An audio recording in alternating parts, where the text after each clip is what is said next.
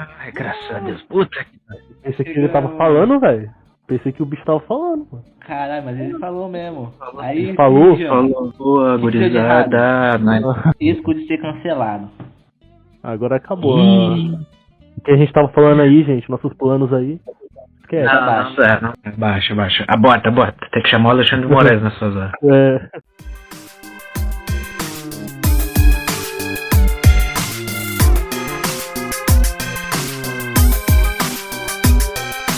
Olá, gurizada, tudo bem com vocês? Eu espero que sim, sejam muito bem-vindos ao Caos na Matrix, podcast onde vemos de cabeça na subjetividade, para falar de tudo que amamos, filmes, séries, livros, games, universos fodásticos da cultura pop e afim. E vamos também falar de obras que a gente torce o nariz ou não, mas sempre falando daquilo que nós curtimos absolutamente. Aqui a gente não só exalta o perfeito, até porque a perfeição não existe. Então a gente vai falar sobre as nossas histórias, estilos e as formas que a gente vê o mundo e como mexe com a gente e molda quem somos. Eu sou o João Victor, mais conhecido como Vovão pros íntimos, ou psicólogo cinéfilo dessa bagaça. E é claro, eu não posso estar sozinho nessa jornada.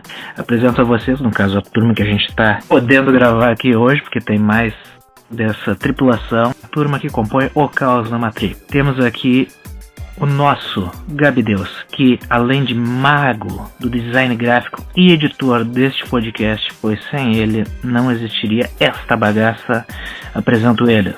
Manda ver, Gabi Deus. Muito bom dia, muito boa tarde, muito boa noite. Gabriel Plade na sua mente e muito feliz de estar participando desse podcast, então vamos pra cima porque o foguete não dá ré. Agora eu apresento aquele que é um editor fenomenal, aquele ser humaninho que fez uma edição, uma versão estendida de 5 horas de Duna que eu tive o privilégio de conferir, que Villeneuve jamais vai poder lançar. Vitor Lucas, o nosso Vitinho, manda ver. Pessoal, tudo bem? Agradeço ao João aqui por ter me convidado para esse podcast. É a minha primeira vez nesse formato de mídia, me comunicando com vocês. Espero que seja uma experiência agradável. Espero comunicar com vocês sobre os meus gostos, né, de cinema, também música, jogos e afins.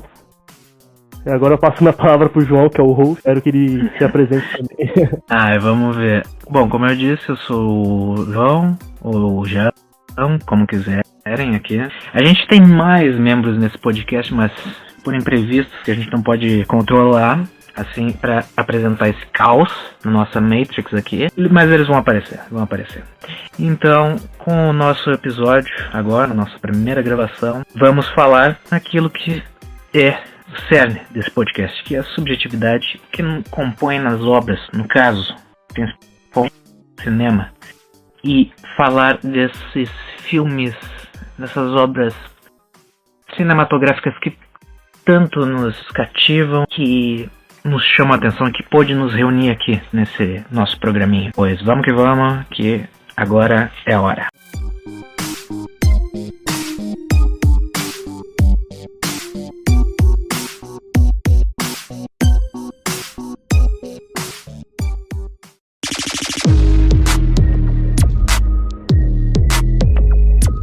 Então tá, gurizada, o que dá pra comentar sobre a subjetividade em si, além de ser a forma que compõe, que a gente percebe do mundo afora e do que a gente absorve dos filmes em geral. Então, Entro que deu um start na cabeça de vocês, que vocês começou a ver uma obra e falou, tipo, cacete, isso aqui vai mudar minha vida.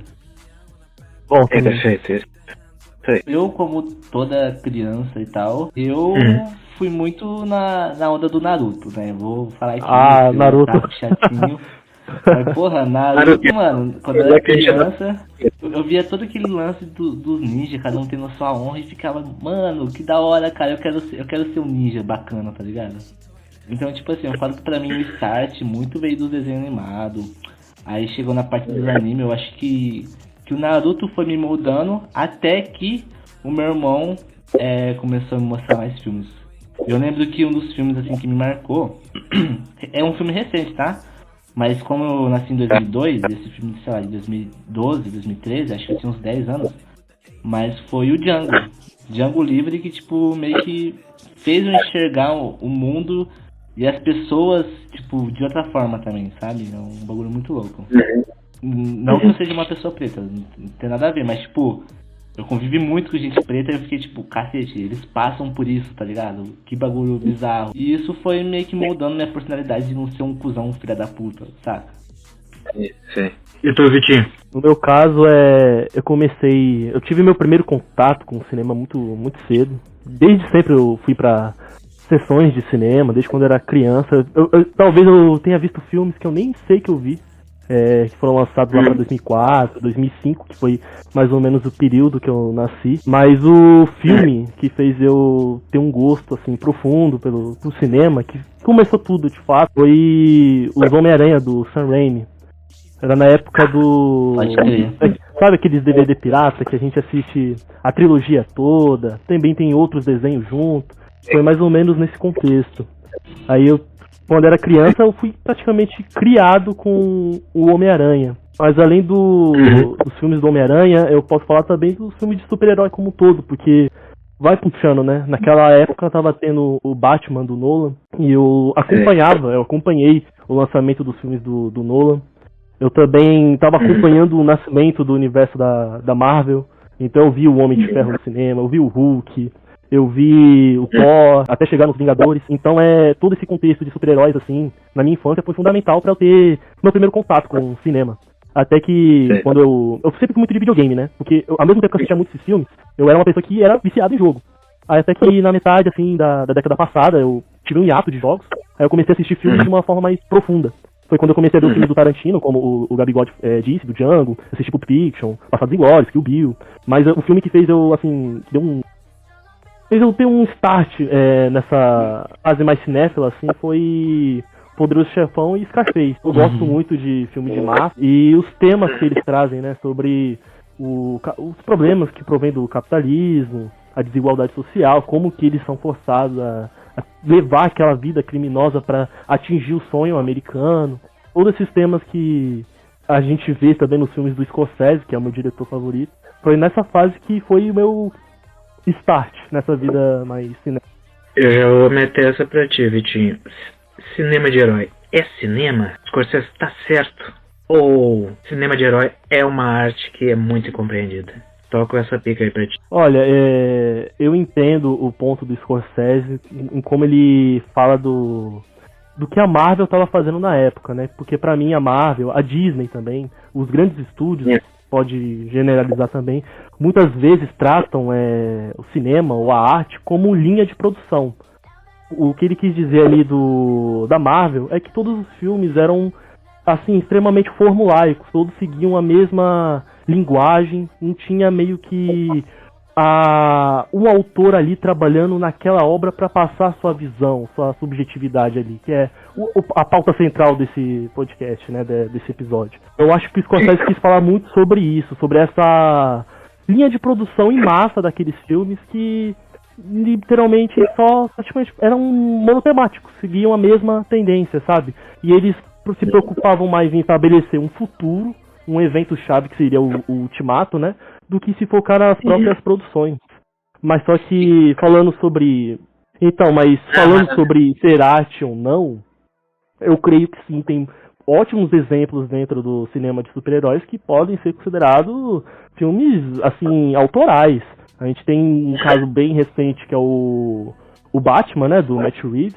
Ali é uma visão completamente autêntica do autor sobre o universo do Batman. Ele fez ali uma gota, tipo assim, é um Batman que é muito fiel às HQs num quesito psicológico, mas só que ele pega elementos fantásticos que tem ali nos quadrinhos e coloca numa linguagem cinematográfica mais realista, sabe? E, além do que o Nolan fez, que o Nolan ele só pegou o Batman e botou no mundo real, não. O Matt Reeves ele fez um trabalho sobre isso, botou aqueles elementos fantásticos, uma roupagem diferente, né? Uma roupagem mais, eu acho que é mais interessante pro cinema. Também podemos citar o James Gunn, como a obra dele como um todo, o que ele vem fazendo com a DC, com o Esquadrão Suicida, Pacificador, o Superman é esse novo filme. Eu acho que ele pega muito de tendências, né? Ele é um filme mais pro público infantil, ele parece que é feito pra essa audiência do TikTok, mas eu vejo também coisas ali do estilo do James Gunn que é diferenciado, sabe? Então tem vários exemplos que a gente pode citar recente, passado mesmo. Os próprios filmes do Homem-Aranha que eu falei que eu assistia quando era criança, eu acho que eles são bem autênticos, porque se a gente for traçar um paralelo entre o Evil Dead, né, o Evil Dead 2 principalmente, com o Homem-Aranha 2, a gente vê, mano, cenas idênticas dos dois filmes e como que a gente vai pegar um filme de terror totalmente odérico, maluco, que nem o Evil Dead, e colocar num filme de super-herói do Homem-Aranha, sabe? Então tem coisas do gênero de super-herói que te surpreendem. Aproveitando aí a deixa do Victor, o Scorsese ele chegou a falar que os filmes da Marvel era como parque de diversão. E dado naquela época, o que mais chamava atenção eram as brigas, tipo, de tal personagem com tal personagem. Nossa, cara, você viu a luta do Capitão América contra o Homem-Formiga? Cara, e era isso que fazia o filme ser bacana. E eu acho que dado a hora da fala, eu não acho que o Scorsese esteja muito errado não, tá? Dito isso, ô João, você não falou como é que foi o seu começo aí, pô. Eu tava esperando aí, porque eu gosto de... O negócio de profissão também é que eu gosto de escutar geral falar, porque é isso que acrescenta demais. Então, a minha jornada com cinema especificamente vem também nessa época do início dos anos 2000, com especificamente o Homem-Aranha 2 do Sam Raimi, que foi o primeiro filme que eu vi no cinema especificamente, cinemão mesmo, eu acho. Minha mãe diz que foi a Pedra Filosofal, mas aí é muito, muito antes do meu cérebrozinho conseguir captar tudo. Mas exatamente como vocês, foi por anime, mas primeiro inusitadamente foi com Liga da Justiça que passava no Bom Dia e Companhia. Não sei se a gurizada aqui também teve essa mesma experiência mágica que o SBT nos proporcionou. Cheguei a pegar um pouco. Eu peguei um pouco, não vou dizer totalmente, porque eu acho que eu cheguei mais na época do Ben 10 e tal, não tinha tanto... Na minha época também era essa, Ben 10, Jovens Titãs. Ben 10. Jovens Titãs era demais mesmo. E aí, a gente fica nessa hipocrisia nossa, que querem sempre dar a ideia de um cinéfilo com carteirinha dizendo, cinema de herói não é cinema. É claro que é cinema. Eu coloquei essa provocação pro Vitinho, mas pra dar a pauta. Mas enfim, foi com o cinema de herói, com o Sam Raimi, que já é um cara autoral, vídeo que tu comentou, Vitinho, do Evil Dead, nos antigos dele, o Rápido e Mortal, que é um outro filme de western que ele fez, mas não veio em caso, depois eu comento, e com os Batmans do Nolan, e também com a minha primeira desilusão amorosa em relação a filmes em geral, que é o Superman Returns, do execrável Bryan Singer, que imagina uma criança de 9 anos ver que ele só conseguia salvar um avião e dar surra ou empurrar pra estratosfera, ou seja lá a atmosfera que for do nosso planeta, a ilha cheia de kryptonita, além do Lex Luthor fincar. Aliás, tem uns paralelos, o pessoal gosta de colocar o Snyder como apologias a Jesus, mas aquele filme lá também tem similaridades muito maiores, é um filme muito mais depressivo, chato pra cacete, e é o Superman, o Retorno, que... E assim que ele joga aquela ilha lá, ele cai na terra numa posição muito parecida com uma crucificação. E também, inusitadamente, onde a kryptonita atingiu ele, é onde Jesus também foi perfurado com a lança de Longino. Mas enfim, foi um trauma cinematográfico para uma criança de 9 anos que queria ver exatamente o que o James Gunn, a cabeça branca é foda, a gente tem que salientar isso, o cara é um deus do que ele propõe. Enfim, e a partir da década de 2010 até o final dela, fui tendo esses gostos muito parecidos com o que o Vitinho teve. Eu tive contato com o cinema de máfia, o Django, aí Gabi deu outra sincronicidade com nós, é que aquilo me catapultou pra... Olha, o cara consegue criar uma coisa mágica, assim, com estilo, ter uma trilha sonora com rap. Assim, não sei se você sabe, o Killer Mike. Fantástico. O cara coloca isso nos Estados Unidos, sulista, pré-guerra civil, e colocar Tupac misturado com James Brown numa cena de show. Ele e o Morricone também. Ele e o Morricone ali no meio. Isso. Ele foi preso após receber um Grammy, mano. Qual dos rappers consegue fazer isso? Quando? Acho que foi 2020. Mas quando é? Killer Mike. É que o Killer Mike ganhou 2013 ou 2023? um Grammy. 2023. Ah, recente. Here in Night City.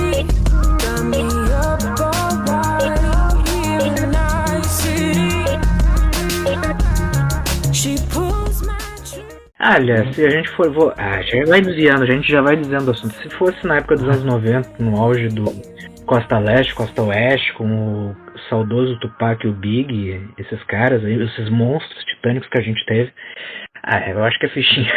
Você que me entende. Não, mas o Killer Mike é da mesma época desses caras aí. Ele é bem... Mas enfim, continua, pô. Não, daí eu no início da minha adolescência quis criar essa coisa que me chamou a atenção. Por exemplo, eu na escola sempre fui um cara reservado. Eu não sabia o que eu era bom. Eu sabia ser bom numa matemática, português, conseguia me dar bem numa coisa e outra, mas eu queria uma coisa própria minha. Eu não desenhava, eu escrevi uma coisa e outra, mas quando eu vi Tarantino fazer Django e criar essa amálgama de tantas outras coisas que...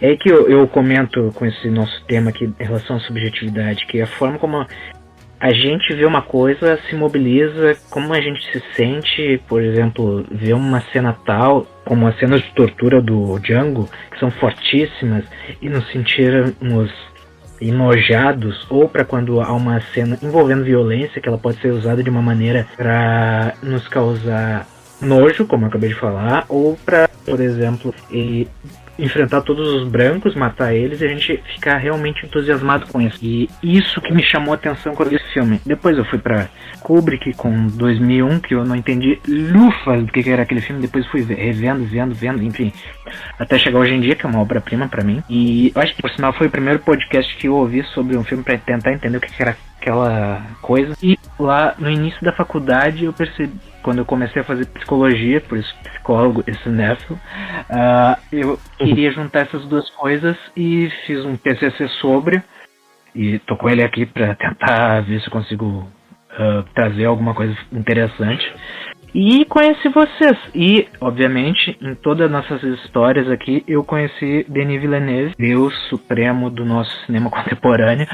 E eu conheci esses caras maravilhosos que eu tô conversando agora. Uma coisa que eu percebi, acho que fica até uma pergunta... Uma coisa que eu percebi, que eu acho que fica até uma pergunta pra nós três, é que essa virada de chave, ela só vem a partir de um lance que, tipo assim, que é como se uma política fosse meio que impressa pra gente, sabe? Tipo, beleza, ele vai falar sobre tal tema, só que esse tema é tipo um tema extremamente político. E é por isso que a gente consegue chegar mais camadas nas obras. Porque, por exemplo, eu assisti os filmes do Batman do Nolan quando eu era criança, mas não entendia porra nenhuma. Aí depois que eu assisti, sei lá, um filme mais politizado, eu vou assistir o Batman, mano, é outro filme, tá ligado? É outra parada. Então, eu acho que esse contato com esses termos mais... representa muito o que a gente pensa hoje em dia e como as obras conseguem demonstrar isso pra gente. Porque eu lembro no colégio de eu assistir O Menino do Pijama Listrado, mas, tipo, na época a obra não tem tanto impacto pra mim quanto tem hoje, tá ligado? Então, acho que isso é uma coisa... isso é uma coisa pra pensar também, que... Pô, será que nessa época que nossa cabeça estava se formando e aí a política entrou na cabeça de cada um, que fez a gente ter um pensamento crítico e tal, uma coisa bem legal. Reflete a nossa maturidade, né? Exatamente. Tá falando do Batman. Batman, ele pode ser um filme, ele pode ser visto como um filme de hominho também, um filme de boneco lá, que tem um Batman, um Coringa, tem duas caras, pra gente que é criança, né? Mas se a gente já tem alguma bagagem, se a gente já sabe de alguma coisa, se a gente tem esse retrospecto político na nossa mente, a gente pode extrair coisas daquilo, né? Ir além da superfície. Eu acho que tem muitos filmes que trazem esse nível de complexidade. E isso, quando a gente é criança, né? Quando a gente é imaturo, a gente não percebe. E inusitadamente foi o que eu escrevi há muito tempo, quando estava na faculdade, que ao longo que a gente vai crescendo, vai amadurecendo a nossa subjetividade, tudo aquilo que compõe os nossos gostos, informações, conhecimentos, e ao longo que vamos crescendo em si como indivíduos humanos, a gente cria novas reflexões, a gente cria novos gostos, a gente vai entendendo, por exemplo, como é que a gente iria... Eu não sabia até ter os 15 anos que eu fui ver o Django sobre a Guerra Civil Americana. Ou não sei com que idade tu viu, Gabi, sobre o Menino do Pijama Listrado e saber sobre o Holocausto. Mas esse aí, por exemplo, o Menino do Pijama Listrado era mais um filme sobre uma história triste. Na época, eu acho que as crianças não tinham nem noção da guerra e tal. Só que sobre o Django, eu tinha, sei lá, uns 10 anos a primeira vez que eu assisti. E nessa novinho? Como é que era possível que conseguiu entrar pra ver o filme, cara? Pô, eu acho que é de 2012 esse filme, 2012, né? É, 2012. É, por aí. Eu acho que em 2002, então, eu tinha 10 anos.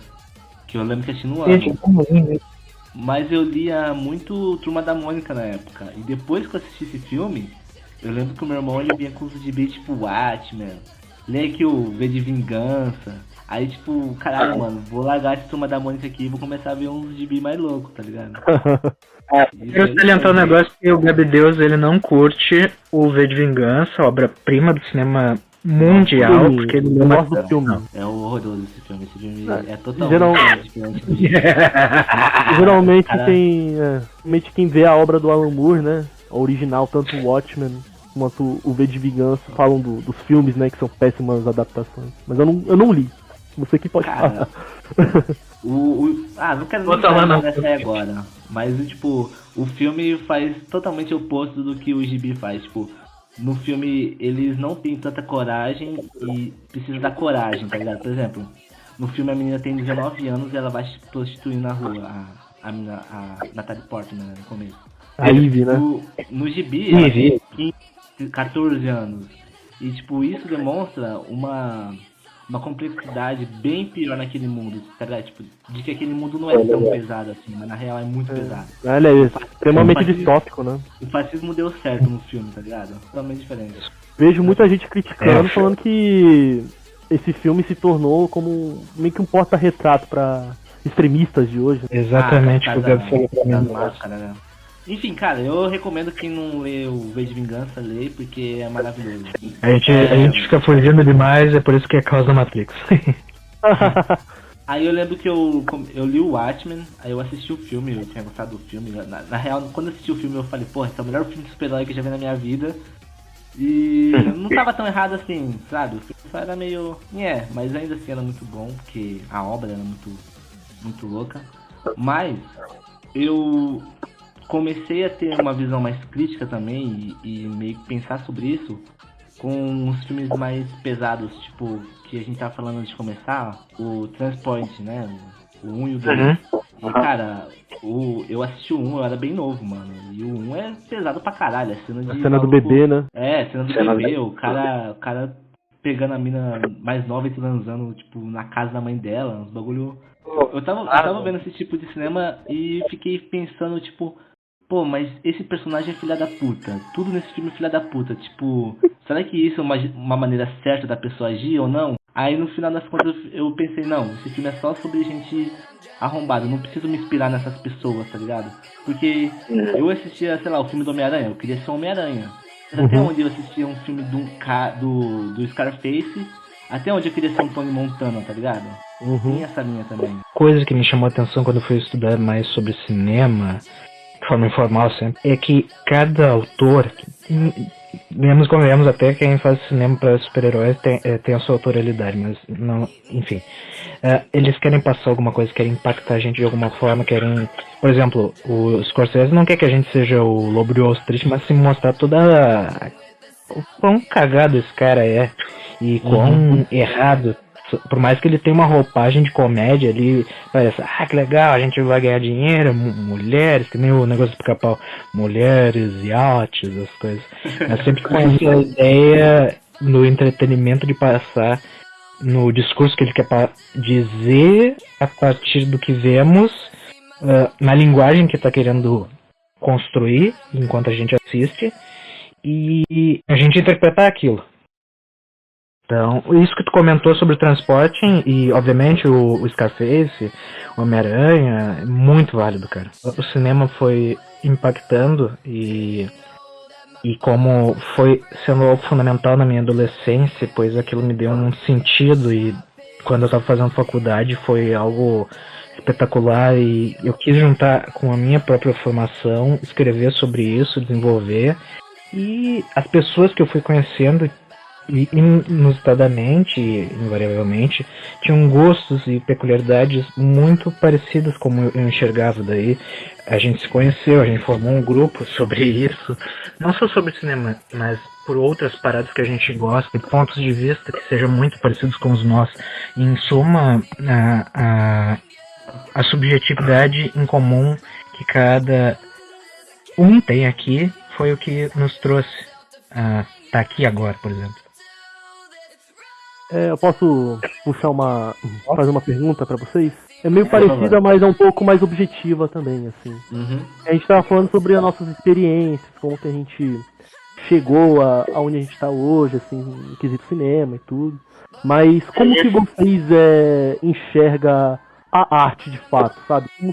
Qual é a relação de vocês com o cinema, com a música, ou qualquer coisa que seja? É só escapismo? Se é uma forma de você se libertar? Como que vocês vê o entretenimento, a arte, o que quer que seja dessa forma? Como que vocês... Qual é a relação de vocês com isso? Antigamente, vou falar o quê? Uns 10 anos atrás? Eu tô com 23, não... Sei lá, uns 7 anos atrás? Eu pensava, tipo, isso é arte quando a parada era muito complexa, sabe? Quando era uma mensagem muito profunda e tal. Hoje em dia, como um cara que era ilustração e tal, eu analiso a arte pelo que o cara se propõe, tá ligado? Por exemplo, um dos meus filmes favoritos da vida é o Halloween, do John Carpenter. Não é um filme complexo? Não é um filme complexo. Ele é um filme de identidade. O cara meio que criou uma parada do zero ali e criou meio que a estética dele. Entendeu? O cara teve a visão dele. Agora, outro exemplo. O Terrifier, que é um filme mais atual, do Arte, o Palhaço. Sim. Vou falar que aquilo não é arte, apesar de ser, tipo, totalmente gore, ser escrachado, ser meio que uma comédia com sangue e tripas. Cara, pra mim é arte porque o cara se propõe a passar aquela visão, aquela estética, entendeu? Não importa que a mensagem que o cara tá passando. Se o cara se propõe a trazer aquele projeto com a visão dele e com tudo que ele tem a oferecer, pra mim é válido, pra mim é uma coisa boa, entendeu? Pergunta pra você sobre o que você tá falando aí. Quando uma obra, eu vou citar nomes aqui, tipo o Homem-Aranha do John Watts. Tu considera aquilo ali... A gente sabe que aquele filme não é uma visão do John Watts, ele não é um diretor que passa a sua questão autoral naquele filme, ele é um diretor de estúdio. Então é um filme de produtores, do Kevin Feige, da Disney. É tudo feito pra extrair o máximo de dinheiro daquilo ali. Você considera um filme que não tem essa subjetividade do autor, que é um filme... É um instrumento do capitalismo, ele só quer extrair o máximo de dinheiro daquilo ali. Você enxerga isso aí como arte? Que acho que é algo até que o Scorsese falava, assim, mais ou menos. Dessa forma que ele enxerga. Posso dar um exemplo parecido? Pode, depois eu quero falar um negócio. Alguns de vocês aqui escutam sertanejo universitário? Não. Pra mim é a mesma coisa, entendeu? Pra mim é a mesma coisa. Então, aquele negócio dos agro, né? Pra mim é uma parada totalmente enlatada. Não é que eu vou achar ruim, mas também não vou achar bom. Então pra mim, eu não achando ruim nem bom, pra mim é pior do que se fosse ruim, tá ligado? Sim. Então pra mim é complicado, porque eu gosto desse filme do Homem-Aranha. Eu gosto por causa do Tom Holland, mas, cara, complicado. Eu não sei dizer sobre esse exemplo muito específico, mas você foi bem sagaz, né? Um negócio que dá pra expressar é que subjetividade é aquilo que a gente reage do que tá vivendo, tá experienciando, e como a gente compreende o mundo ao nosso redor. Daí no mundo que eu me refiro as obras fílmicas que a gente ama. Por exemplo, o Homem-Aranha do John Watts que tu falou. Quando tu vê, por exemplo, uma cena que me impacta demais, num do primeiro filme dele, do Homem-Aranha com a filha do Abutre. Da forma como é mostrada, como é filmada e colocando o ponto de vista dos olhos dele, a gente vai observando que ao longo que ele vai compreendendo as pistas que mostra que ele, o Peter Parker, é o Homem-Aranha, e como fica nessa justa posição do que ao mesmo tempo que nós estamos compreendendo, mostra que ele tem algo diferencial para tentar que traga uma reação muito espontânea, mas ao mesmo tempo ele é algo diferencial entre tantas coisas enlatadas e tão feitas sem alma, sem muitas coisas. Então, nisso do que a gente tira desta cena, e também na cena da Tia May morrer no terceiro... Isso, sei lá, muito difícil. O fora de casa. Mas aí, cara, você não acha que isso é meio que um potencial que o filme poderia ter? Que eu vejo como se fosse isso. Eu vejo como se, por exemplo, essa cena e a cena do Homem-Aranha lá no começo, ajudando todo mundo lá, sabe, tipo, que ele tá fazendo web swing e tal. Oi galera, essa bike é de alguém? Então, enfim, você não acha que essas cenas é como se fosse um potencial filme com uma ideia, com uma visão boa dele? Eu concordo plenamente com você, e a gente, tipo assim, eu costumo falar que isso é burocratizar o filme, sabe? Tudo ali é muito burocrático, muito engessado, sabe? A gente vê que tem boas ideias. Por exemplo, ali, você falou da cena dele ajudando o pessoal da vizinhança, acho que era no Queens, né? A cena dele no carro, que é aquela tensão, a morte da Tia May. Só que, na minha opinião, como que eu vejo esse filme, eu acho tudo muito engessado, tudo muito burocratizado. Não passa, assim, a sensibilidade que aquela cena precisa, sabe? Eu acho tudo muito, tipo assim, realmente formulaico, enlatado. Eu acho que tá dentro de uma linguagem do diretor, porque ele não é um cara diferenciado. Ele é totalmente pragmático no que ele tá fazendo. Eu acho que tudo ali que tá impresso na tela não atinge seu potencial máximo, como você mesmo disse. Essa é a visão que eu tenho dos filmes do John Watts, sabe? Essa visão do filme do Homem-Aranha, por exemplo, uma criança que tá em formação não vai ter uma visão crítica vendo um filme desse, igual a gente teve, entendeu? Sim, ela vai se divertir pra caramba, pô. Exatamente, então, até onde isso é bom pra geração que tá vindo e isso é ruim, sabe? É uma pergunta meio complexa também. Por exemplo, que são mais críticos em relação ao John Watts. Eu, na época que eu vi o espetacular Homem-Aranha 2, que esse daí, realmente, ele tem um visual, estética, ele é um desbunde visual, como eu gosto de dizer. É lindo. Porém, o filme é lindíssimo. Porém, ele é um desastre narrativamente, pois quer ser tudo ao mesmo tempo, contando uma história que se prenda em 2 horas e pouco, sei lá quanto tempo tem o filme. Ao contrário desses 3 filmes que o John Watts pôde oferecer, ele tem um equilíbrio de uma história que está querendo contar, um pouco fiel a, por exemplo, esse período de formação do adolescente, essa questão de adquirir a responsabilidade, mesmo sendo um filhinho de papai do Sr. Stark, do Homem de Ferro, enfim. Eu acho engraçado isso. Mas enfim, o que ele consegue conciliar tudo o que o estúdio, Marvel, Kevin Feige e Amy Pascal, que é a produtora dos filmes da Sony, eles têm muitas demandas para o diretor, os escritores, em relação ao que dá para colocar, conciliar e sair alguma coisa dentro dessa batedeira de coisa. Ele, ao meu ver, ele é virtuoso nesse sentido, conseguir conciliar o que o estúdio quer com a própria visão dele em si e criar algo único nas devidas proporções. Tipo, a cena do Abutre ali, que é redondinha, ela cria essas sensações, ou a própria cena da Tia May. Mas falar que aquela cena do Abutre é a melhor cena da trilogia, cara, pra mim. Sim, maravilhoso. Não tem nem Homem-Aranha. Sim. Mas, por exemplo, uma coisa que percebe-se nesses filmes Marvel é a relação à excessividade de comédia, exposição pra caramba, ideia de mitologia, tem que balancear tudo, organizar, e depois também o déficit visual em relação aos efeitos.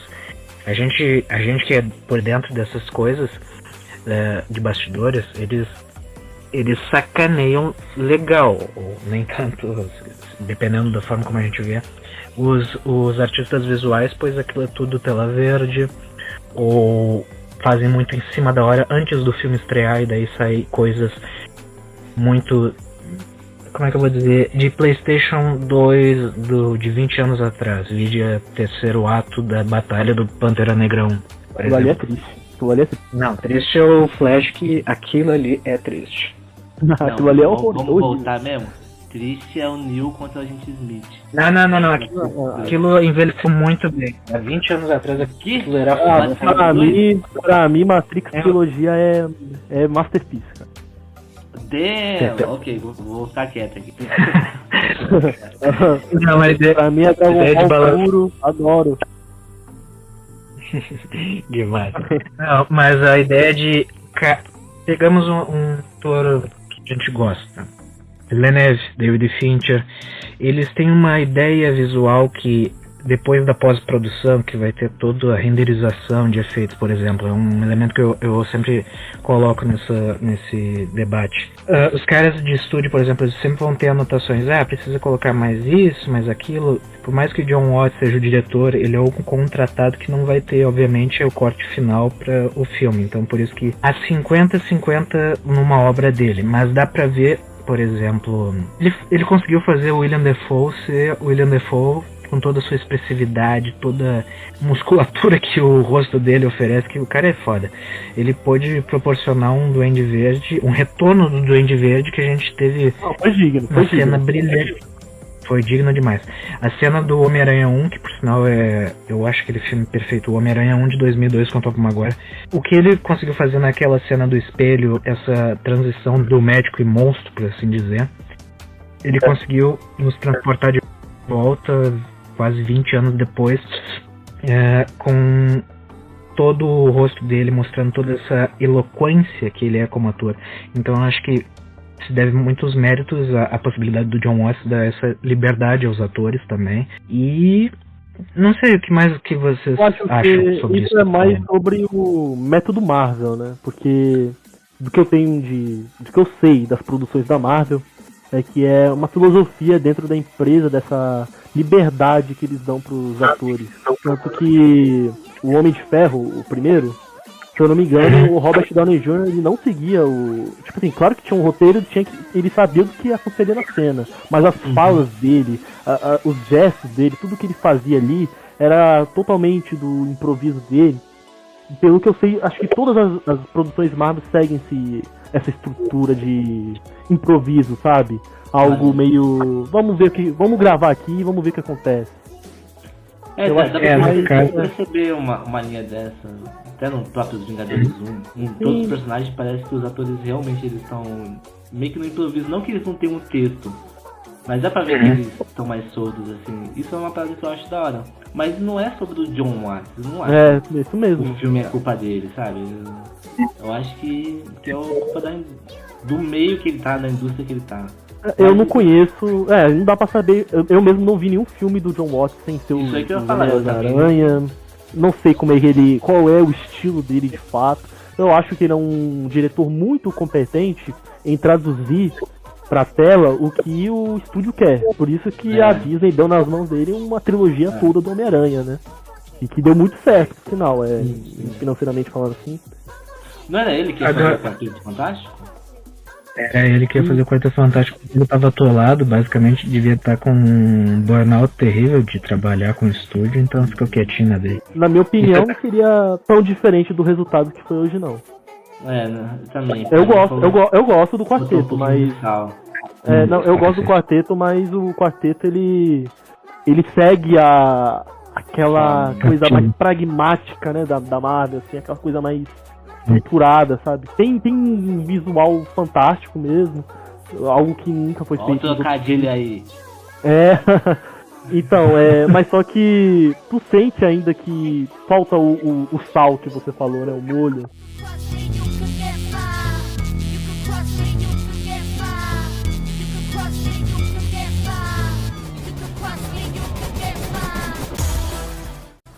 Mas o negócio que tu falou, Vitinho, em relação ao Homem de Ferro, eles tinham planejamento daquela fase 1, enfim,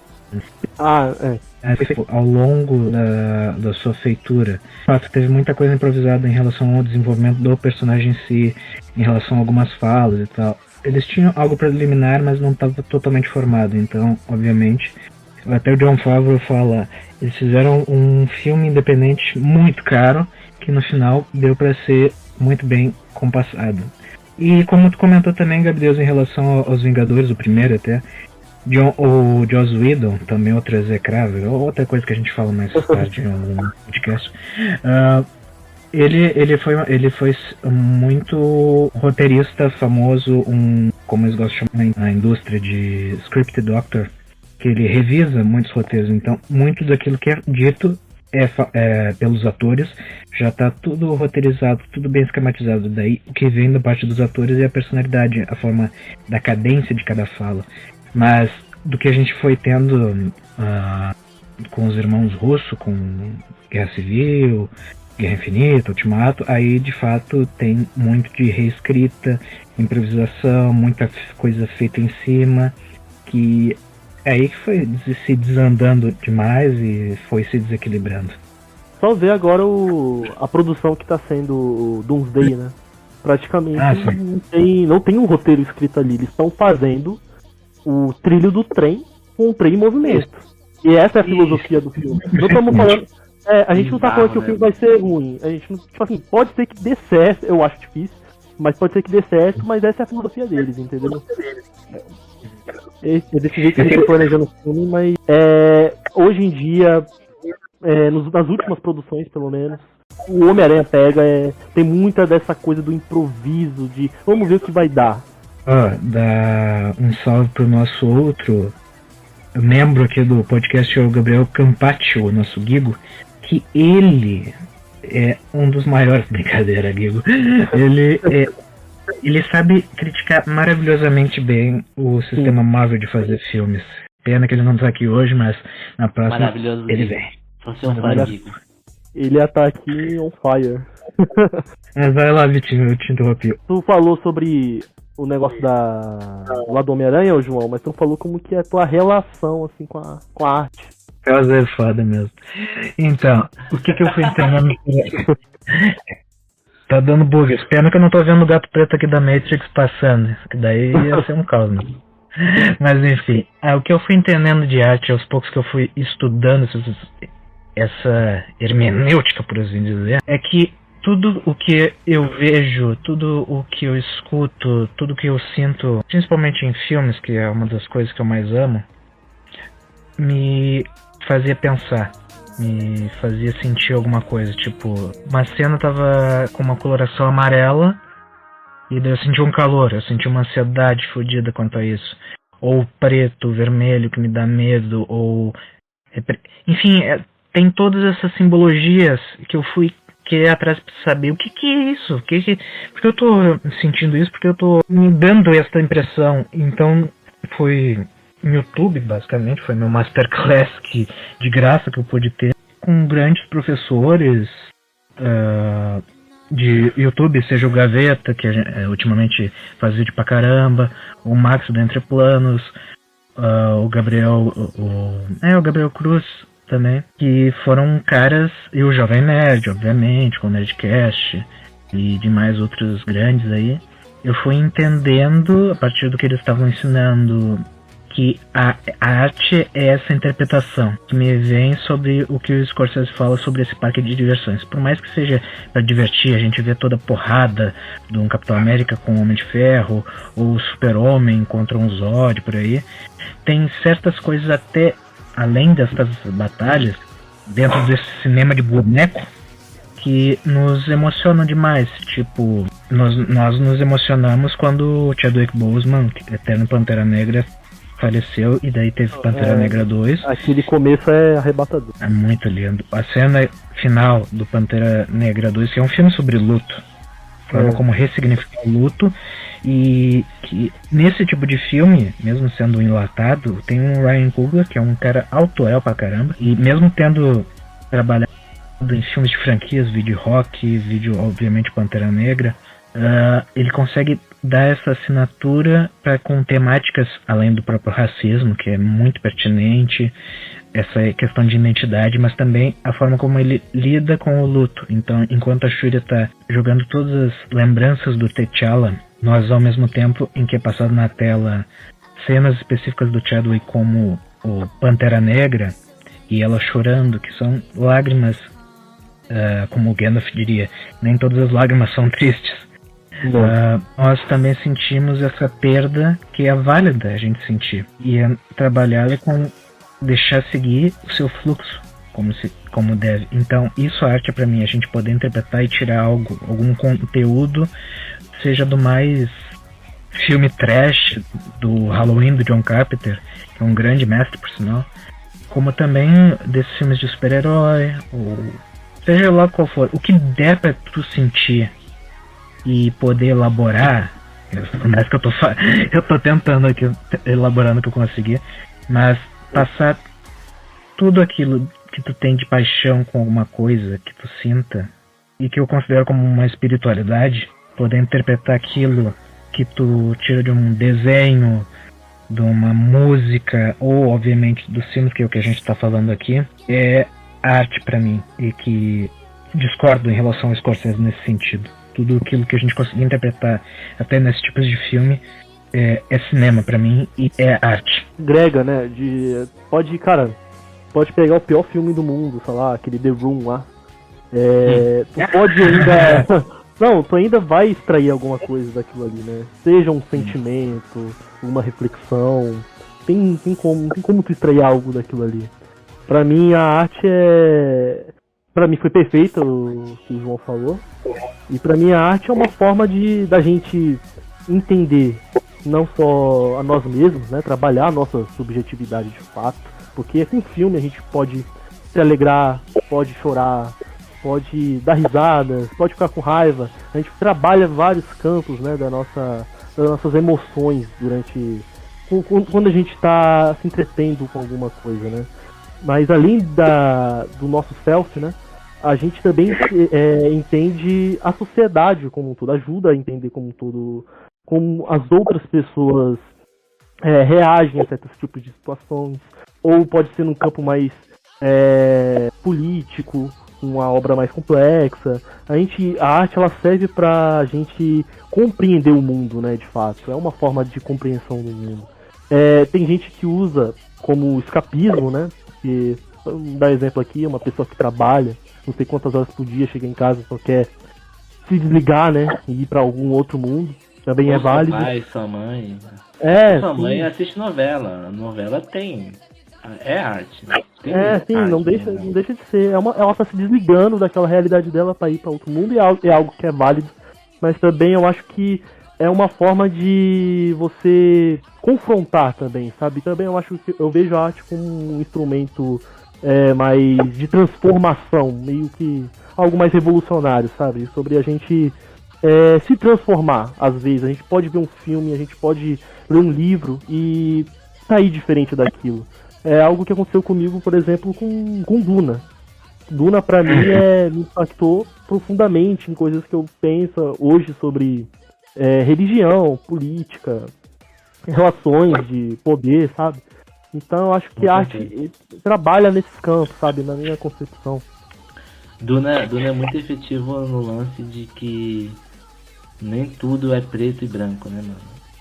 Exatamente. Uma parada que meio que foi essencial pra mim, sabe? É um trabalho complexo e até certo ponto polêmico, né? Não só pelas coisas que o Herbert fazia no livro, assim, algumas coisas que hoje ficou datadas, mas, por exemplo, o personagem principal, né? Que a gente fica na linha tênue, se ele a gente não consegue definir se ele é um vilão, se ele é um herói de fato, né?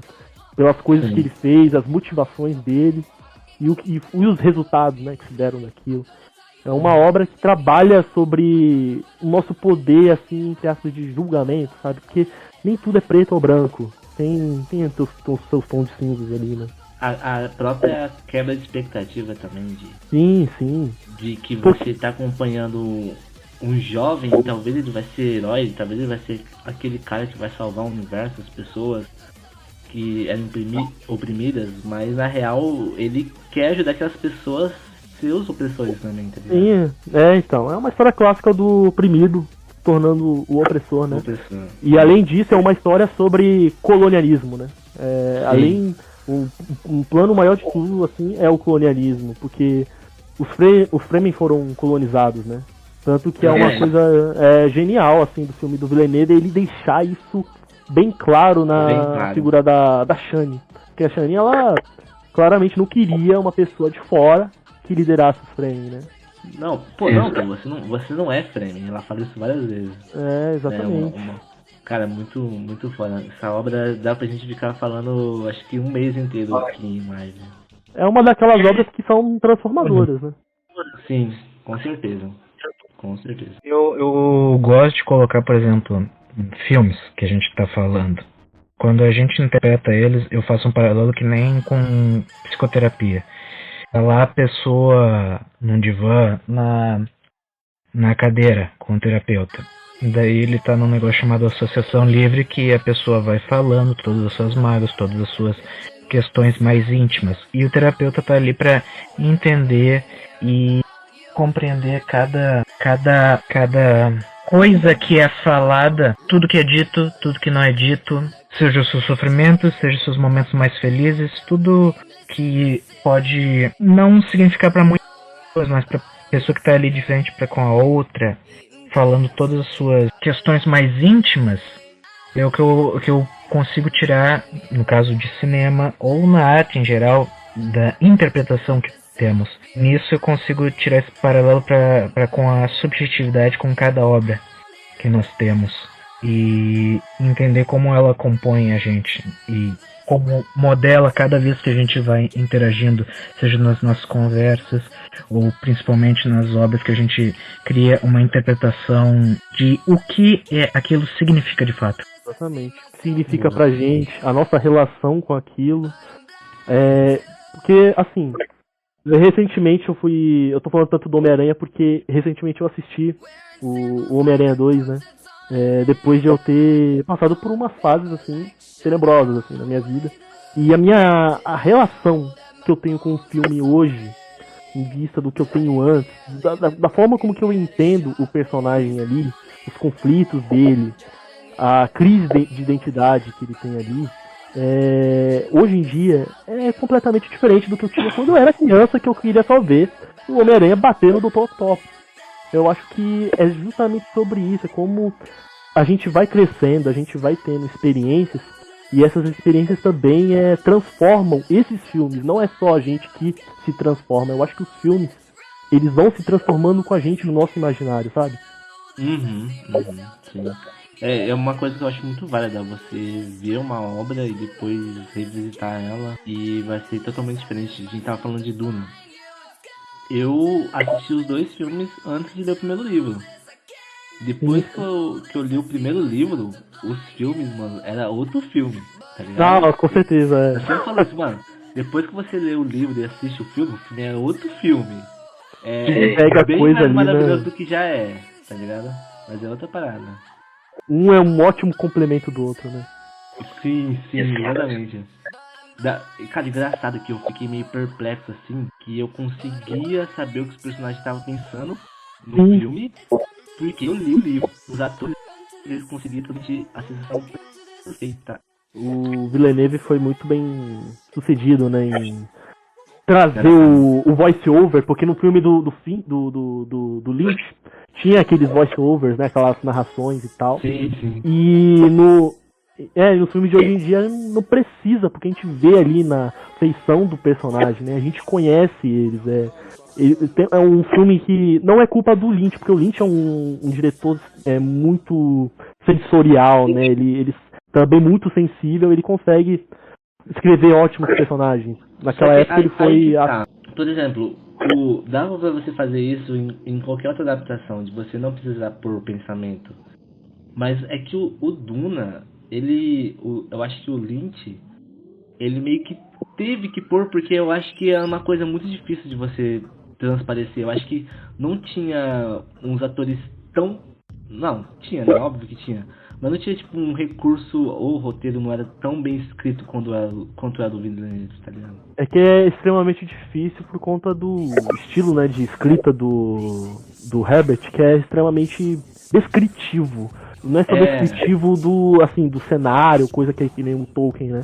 Não, ele é descritivo num ponto de vista mais psicológico mesmo. A gente sabe literalmente o que o cara tá pensando, o que o cara tá sentindo, as memórias internas, as outras pessoas, a esquizofrenia rolando solta. Então, passar isso no cinema é um desafio tremendo, assim, do ponto de vista do roteiro, né? Cara, o Villeneuve é masterpiece. A ideia do que o Lynch tinha à disposição na época era um filme picotado. Tinha toda a identidade visual dele, o que ele queria fazer em relação a isso. E, obviamente, no que se propõe. Mas o que ele fez na época foi esquizofrênica demais, muito por conta do Dino De Laurentiis, que foi o produtor da época. E, enfim, o corte final não era dele. E do que ele queria colocar no filme. Tem o voice-over para contextualizar toda a mitologia em si. Quando tem muita coisa para tentar falar num filme de 2 horas. 2 horas. Isso. E tentar deixar o mais claro possível com os espectadores, fica confuso. O Lynch sempre foi um cara maravilhoso para o estranho, o psicodélico. Algo que até o Villeneuve infelizmente não conseguiu contornar, que o Vitinho conseguiu fazer na versão de 5 horas dele. Mas ele colocar as várias casas, tentar conciliar tramas palacianas, criar a ideia da profecia do escolhido e ter a ideia do colonizador, conciliar todas essas ideias numa única voz, numa única direção e ficar coeso é muito complicado. O que ele fez ali foi gigantesco, cara. Tá louco. Gigantesco. Sem contar a parte científica, biológica também. Exatamente. Sim, exatamente. Eu não sei se vocês chegaram a assistir, mas tem uma versão de fã, que é a do Spice Diver, que todo mundo hoje, assim, praticamente assiste essa versão. É uma versão de 3 horas do filme do Lynch, que praticamente corrige, assim, os principais problemas do filme, remonta o filme completamente, tira vários momentos toscos, assim, não toscos que vem da identidade visual dele, mas cenas assim desnecessárias, sim. Colocam cenas novas. Velho, aquele Barão Harkonnen do Lynch é triste. Né? Então, essa versão é extrema. Eu tenho pra mim que o Duna dele, com essa versão do Spice Diver, é tão bom quanto os filmes do Villeneuve, cara. Eu acho que se tu juntar o Duna parte 1 e parte 2 num filme só, claro que o filme do Villeneuve, pra mim, vai ser melhor. Mas só que, como que os dois são filmes, entre aspas, muitas aspas, separados, e a gente botar o filme do Lynch ali, cara, pra mim ele bate de frente. Com essa edição. Essa versão tem cena deletada? Tem cenas deletadas. Não, aí é do caralho, não. Aí eu preciso assistir essa porra ontem. Mas aí são 3 horas de filme. Sim. O Lynch, ele desmerece todo esse filme. Oi? Não, desculpa, o Vitinho, me manda depois. Tá certo. Tem no YouTube, por sinal. Aí eu não gosto. Oi? Não, eu ia falar que é gratuito, tipo assim, de boa. Sim. Eu não gosto dessa versão. Eu vi o meu primeiro contato para entender Duna em si foi, obviamente, durante a pandemia e logo depois que o primeiro trailer da parte 1 foi lançada. Daí eu pude ver esse filme, o corte que é mais conhecido do Lynch, e me encantei demais. Depois eu fui conferir essa do Spice Diver que tu comentou, Vitinho, e entendo porque foram cortadas, é muita exposição, muitas coisas, uma concha de retalhos que o cara que fez essa versão tá de parabéns por ter juntado e tentado criar uma coesão, mas pra mim ainda é muito cola e tenta fazer algum sentido. Pra mim não faz muito sentido, por mais que seja legal ver as cenas inéditas, coisas que estão no livro, a gente for lá, mas até na própria versão que o Lynch fez em si, é uma exposição jogada, não tem um desenvolvimento, não tem uma coisa natural. Enquanto que Villeneuve pode oferecer isso obviamente, aí que tá, cada adaptação tem a sua maneira. E a adaptação é uma arte de sacrifício com o material original para que o filme em si funcione. Por exemplo, o filme do Lynch funciona por conta da sua estranheza, mas ele é inchado, ele é muito exagerado, que era ele, mas é um exagerado assim muito que fica... Eu considero o design de produção do Lynch, do Duna do Lynch, superior ao do Duna do Villeneuve. Eu gosto muito, eu acho o Caladan, eu acho também o planeta dos Corrino lá, a própria Arrax dele muito mais assim, viva, colorida, tipo assim, deslumbrante do que o Villeneuve fez. Porque o Villeneuve ele foi pra uma parte mais brutalista, né? Uma arquitetura mais brutal, assim, algo mais... O que faz mais sentido por ser uma parada futurista. Eu gosto muito, eu acho o Caladan, eu acho também o planeta dos Corrino lá, a própria Arrax dele muito mais assim, viva, colorida, tipo assim, deslumbrante do que o Villeneuve fez. Porque o Villeneuve ele foi pra uma parte mais brutalista, né? Uma arquitetura mais brutal, assim, algo mais... O que faz mais sentido por ser uma parada futurista. Enquanto o Lynch foi pra algo mais... não medieval, assim, mas vocês estão entendendo. Algo que é mais castelo, algo mais luxuoso. As vestimentas lá eram realmente... algo mais clássico, sabe? Mas é questão de estética, gosto. E eu prefiro... A estética Harkonnen do Lynch eu acho inferior à do Villeneuve, mas o resto eu eu acho que a do Lynch é fruto do tempo dele por ser mais industrial e tal, mas eu acredito que tá certo essa sua afirmação aí, mano, não é muito polêmico não.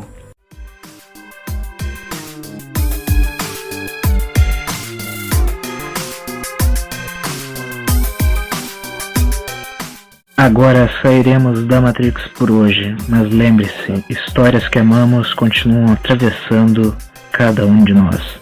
Até o próximo episódio do Caos da Matrix, e que o caos esteja sempre com vocês. Falou, gurizada!